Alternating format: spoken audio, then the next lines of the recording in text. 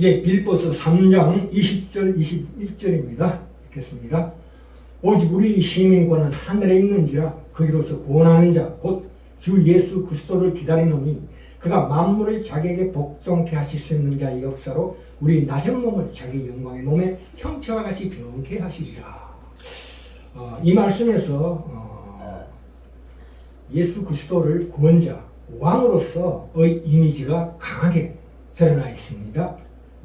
왕이신 그가 만물을 자기에게 복종케 하실 수 있는 자의 역사로 라는 말씀. 자, 사도 바울이 여기서 20절에 우리 시민권은 하늘에 있다. 하늘의 시민이라고 말했을 때 그 말은 우리가 이 생이 끝난 후에, 그러니까 창세기 1장에서 하나님이 지으시고 좋으시다고 말씀하신 그 첫 창조, 옛 창조와 그에 속한 육체를 완전히 벗어버리고 말하자면 허물허물 영혼만이 둥둥 떠서 천국에 가서 살게 될 것이라는 뜻이 결코 아닙니다. 이 구원자, 즉 왕 대신 예수 그리스도, 전부 왕에 대한 호칭이거든요. 왕이신 예수 그리스도께서 하늘로부터 땅으로 와서 사람들의 현재 상황과 상태를 완전히 바꿀 것이라는 의미입니다. 변하게 한다는 뜻이에요. 완전히 없애버리고 폐기한다는 뜻이 아니고요. 에베소서에도 나오죠. 1장에 예수님의 부활을 이루신 위대한 하나님의 권능으로 우리 몸도 현재 몸을 변케 했다. 우리 현재 육체를 폐기하지 않고 그것을 변형시킨다. 변케 하셔서 예수님과 같은 종류의 몸으로 만들어 주신다는 말씀입니다. 그러니까 그게 바로 왕이 하는 일이죠. 그런 것들이 왕이 하는 일의 일부분이 될 수밖에 없습니다. 그래서 이 빌보서 3장은 우리 인간의 부활에 대해서 우선적으로 말하는 것보다도 더 우선적으로 하나님께서 이 우주 전체를 구원하시고 회복시키고 변화시키는 하나님의 그 승리 안에서 일어날 것임을 말하고 있습니다. 구원과 개인적인 것만 얘기하는 것이 아니라 그것이 하나님의 전 우주적인 그 구원과 회복에 속해 있다. 이렇게 말씀하고 있습니다. 자, 우리 첫 창조에 대한 놀라운 그 증언이 시편 8편에 나와 있습니다. 볼까요? 시편 8편에 보시면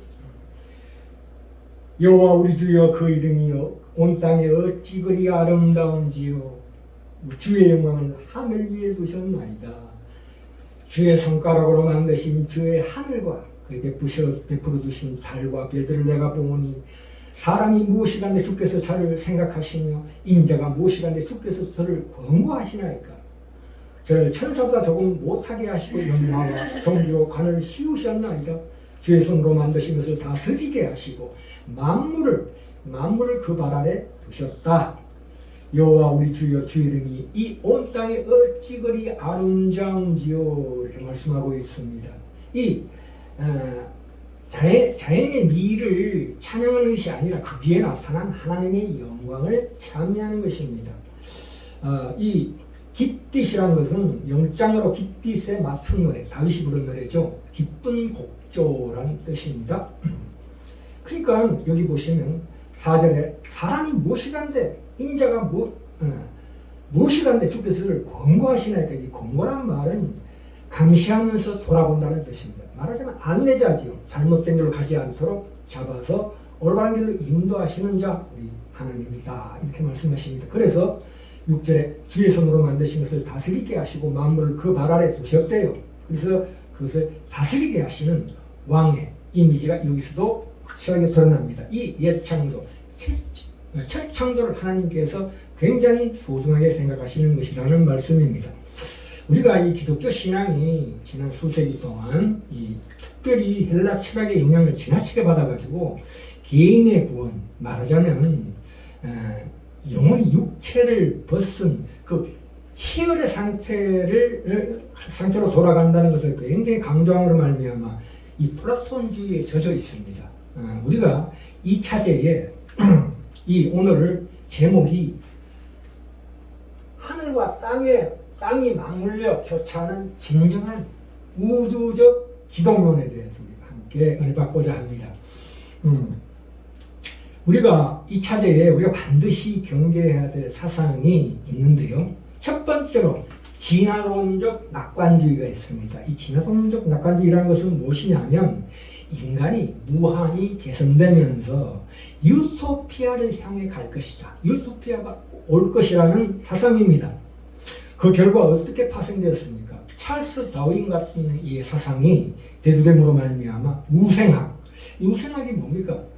내가 저 민족보다 더 우월하다, 우리 민족이 우월하다 해서 그로 인한 전쟁, 그리고 그로 말미암아 양차 세계대전, 아우슈비츠, 또 인종분리 정책 같은 것이 나온 것이죠. 그 사상에서.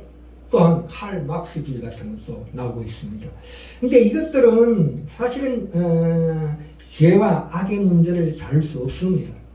특히나 이 현대 첨단 과학마저도 이 오늘날의 이 상황이 얼마나 심각한 상황에 처해 있는가를 말하고 있습니다. 이 빅뱅으로 말미암아 이 기후변화, 에너지 고갈, 중력의 변화, 냉각되고 있는 이 현 지구의 상태를 얘기하고 있습니다. 그러니까 이러한 사상들, 이 모든 이런 사상들은 사실 십자가의 핵심적 중요성을 강조하고 있습니다. 창조주 하나님이 궁지에 빠진 이 인류와 이 세상을 구하기 위해서 어둠 가운데로 내려가셨다가 부활 승천하신 사건에 의해서 해결된다는 사실을 모르고 있습니다. 예. 이런 사상들이 어떨 때는 기독교적인 희망과 얼핏 비슷해 보입니다. 또한 뭐 이런 것들이 우리 기독교로 가는 하나의 이정표 역할을 할 수 있을지 모르지만 실제적으로 그 출발지의 근원과 도착지가 전혀 다른 사상들입니다. 이 시간과 공간이라는 것을 굉장히 시간, 공간, 물질을 굉장히 나쁘게 봅니다. 그래서 이 지저분하고 혼란스러운 물질 세계가 열등하니까 거기서 벗어나서 순전한 영적 존재가 사는 세상을 바라보자 하는 것이 바로 플라톤주의요, 불교도들이요, 힌두교도들이요, 영지주의자들입니다. 그러니까 그렇게 되면 하나님께서 만드신 이 좋은 첫 창조, 옛 창조가 말하자면 타락의 원인이 되는 거지요. 그게 아니라는 거죠. 그런 사상이. 그래서 그러니까 이런 것들 언뜻 기독교와 비슷하게 보이는 이 사상들이 있지만 그것이 얼마나 철저하게 기독교와 다른지를 분명하게 우리가 봐야 하는 시대가 왔다 이 뜻입니다. 자, 이사야서 11장 9절에 가시면 나의 거룩한 산 모든 곳에서, 하늘과 땅 모든 곳에서 에덴도 없고 상함도 없을 것이니 물이 바다를 덮음같이 여호와를 아는 지식이 세상에 충만할 것이라. 하늘과 땅을 통틀어서 말씀하시는 것입니다. 이게 물이 바다를 덮는다는 말이 좀 이상하죠. 바다도 물인데 왜 물이 또 바다를 그게 충만한, 땅이 더 크게 넘치는 충만을 표현하고 있는 대목입니다. 그러니까 개인의 구원은 우주적인 구원, 회복에 포함되어 있다 이런 뜻입니다. 부활하신 예수님이 선언하신 이 땅에서 하나님 나라라는 그런 사상이 있다는 것입니다. 그래서 우리가 이 영지주의적인 태도, 이 진화론적 낙관주의에서 얘기하는, 말하자면 불멸의 영혼들이 다만 천국으로 가는 것만을 얘기하는 것은 잘못된 사상이다 이런 뜻입니다. 이 창조기는 선한 것입니다. 물론 변화무쌍하지만 선하지만 불완전하다. 마치 주렁주렁 열린 나무의 씨앗과 같다. 이제 서서히 변화된다. 그 더듬는 것과 부패, 그 속에 뭐가 포함되냐 하면 죄와 악이 포함되는 것이 나쁜 것이죠. 반항적인 우상숭배, 그 자연계의 일부를 우상화하는 그런 것이 들이 섞여가지고 이렇게 잘못되고 있는 것입니다. 그래서 그것을 바로잡으시기 위해서, 회복시키기 위해서, 이 세상의 구원을 이루시기 위해서 예수님께서 성육신하심으로 말미암고 또 부활로 말미암아 진정한 우주적 기독론이 반드시 필요한 이유입니다. 그래서 하늘과 땅이 맞물려 교차하는 진정한 우주적 기독론이 반드시 필요한 이유입니다. 에베소서 1장 22절 23절에 보시면 또 만물을 그 발 아래 복종하게 하시고 그를 만물 위에 교회의 머리로 주셨느니라. 교회는 그의 몸이니 만물 안에서 만물을 충만케 하시는 충만이니라 말씀하고 있고요. 고린도전서 15장 28절에도 만유의 주로서 만유 안에 계시려 함이니라. 그러니까 예수님의 부활 성천의 신비는 우리가 시간이라고 부르는 것이 두 가지 종류가 있다. 시간과 공간과 물질, 하늘과 땅에 속한 모든 것들이 이 두 가지 세계, 하늘의 세계와 땅의 세계가 서로 어떻게 연결되고 맞물릴 수 있는가를 말씀하고 있는 대목입니다. 이제 로마서 8장으로 가볼까요? 8장에 가시면 새로운 탄생에 대한 말씀입니다. 로마서 8장. 여기 보시면 이 탄식하다는 말씀이 많이 나옵니다. 그것이 과연 무엇을 뜻하는가를 우리가 유심히 봐야 합니다. 자, 21절에 보시면 그 바라는 것은 로마서 8장 21절입니다.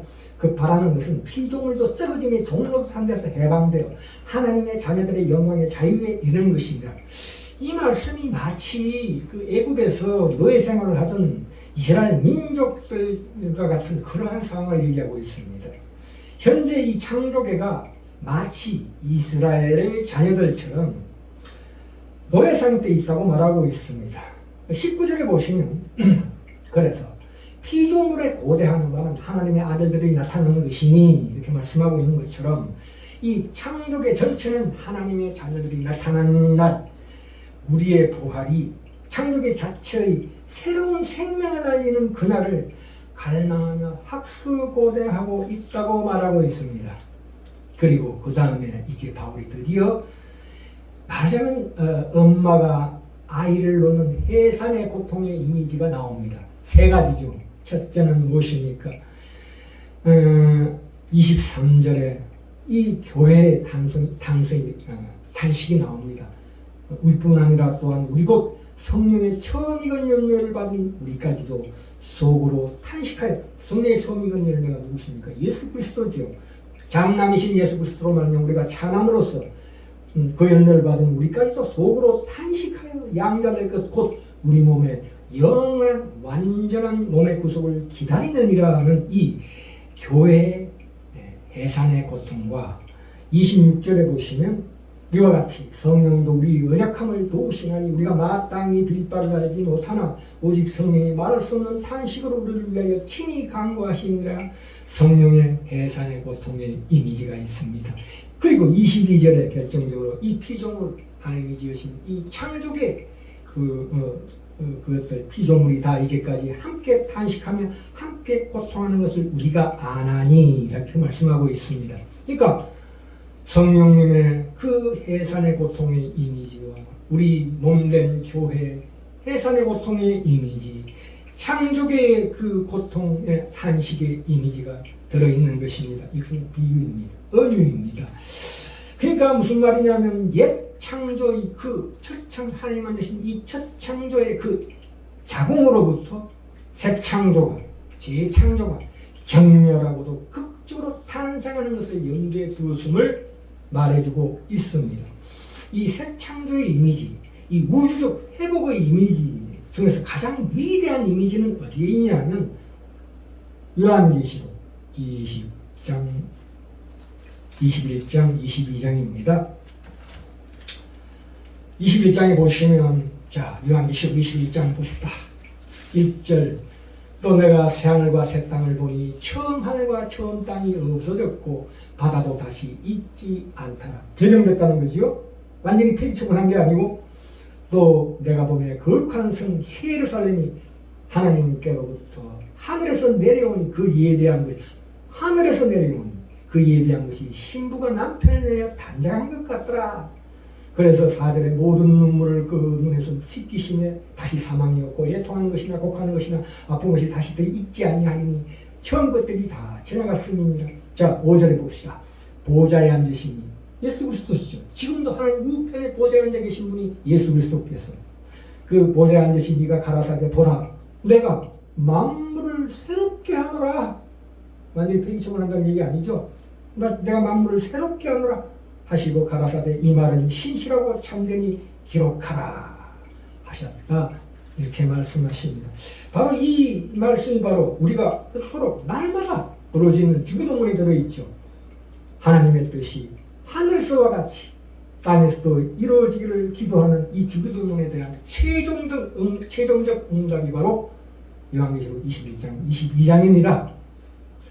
하늘과 땅은 남자와 여자처럼 서로를 위해서 만들어졌습니다. 말하자면 이 두 가지 세계가 서로 연결되고 맞물리고 있다는 이런 뜻입니다. 하나님의 공간과 우리의 공간이 서로 맞물려 교차하고 연합한다 이런 뜻입니다. 그래서 언젠가는 매우 정말 신비하고 기이한 새로운 방식으로 서로 합쳐질 것입니다.